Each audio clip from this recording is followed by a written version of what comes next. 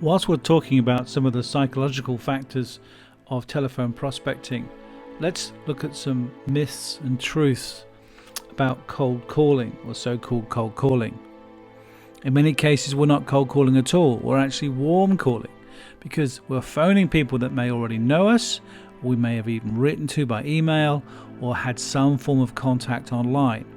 So it's not truly a cold call. So the first thing to recognize is that cold calling actually works. Just because you haven't had much success, or people that you work with tell you that they haven't had much success, that means to say it doesn't work. It just means they haven't made it work for them yet. The fact is, every day, right now, as you're listening to this, hundreds, possibly thousands of people are using it to get consistent results. The second truism is it's actually easier than you think. And it's pretty cost effective too. And anyone can do it. You don't need any particular facility or skills or setup or expertise. Unlike some of the things we've mentioned, like pay-per-click advertising or exhibitions, it's really kind of cheap in a way. Just need a phone, an all-you-can-eat package on your mobile phone, and some time, and off you go, right? Number 4 is, as we've already said, activity creates ability. Everyone is rubbish at it when they first start doing it. Then we need to reframe failure. Failure is not failing to get through to somebody. Failure is not picking up the phone in the first place. It's not trying and then keep trying. It's interesting in a way that the only two ways you can fail at almost anything is not trying in the first place, not trying hard enough, or giving up too soon. One of the keys to telephone prospecting is to think of it like this. When you phone somebody up, you have 3 objectives.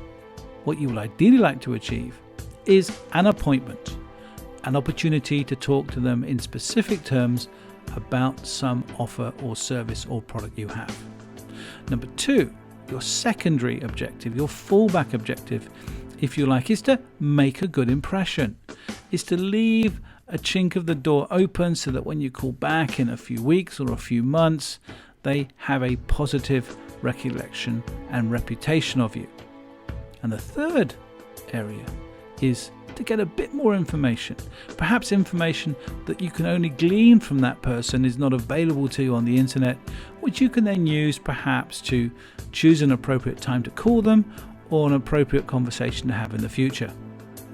Now, it's almost impossible to phone somebody up, not completely impossible, but fairly impossible, and not achieve at least one of those 3. So every time you pick the phone up, you can make a good impression, you can find out a bit of information, or give them some information perhaps, and maybe occasionally, once out of umpteen times, you're going to get an appointment.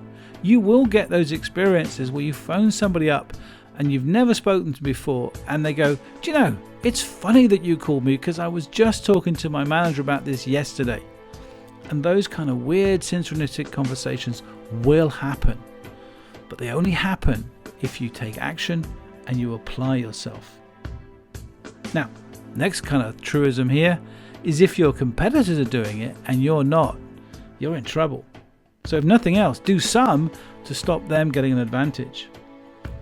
People that say it doesn't work are probably too chicken to have tried it, or they haven't tried it long enough to get a feeling or an experience of making it work. Number 8 is to remember that no's are not a bad thing. As we said, they're a good thing. 2 is not enough. Go for more no's. Success is more likely after the 6th attempt, both with the existing customer or prospect, but also in that moment of calling. So if you sit down one morning and you start making calls and you get a no, not really, no thank you, not interested, we've got a current supplier, thank you very much, go away. You get 5 or 6 of those. Don't stop, because that yes is the next call, the call after that. Who knows? Number 9. Nothing sells itself. Somebody has to. And that is you. People cannot do business with an organization or an individual if they don't know you exist.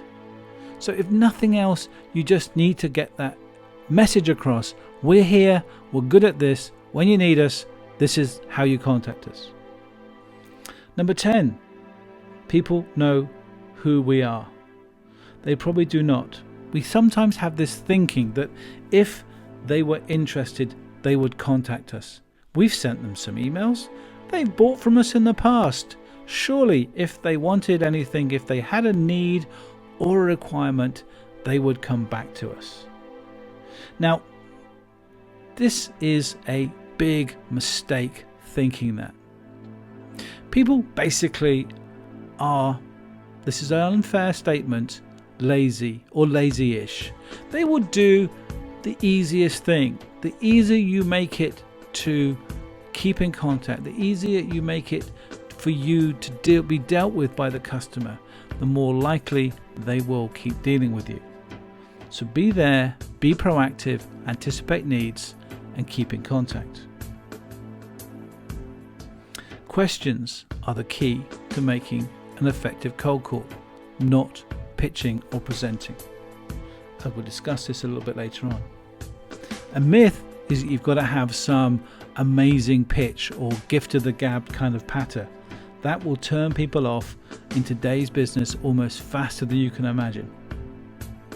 So ask really good questions and have the appointment or the next step in the sales process arise like a phoenix or a genie from the lamp.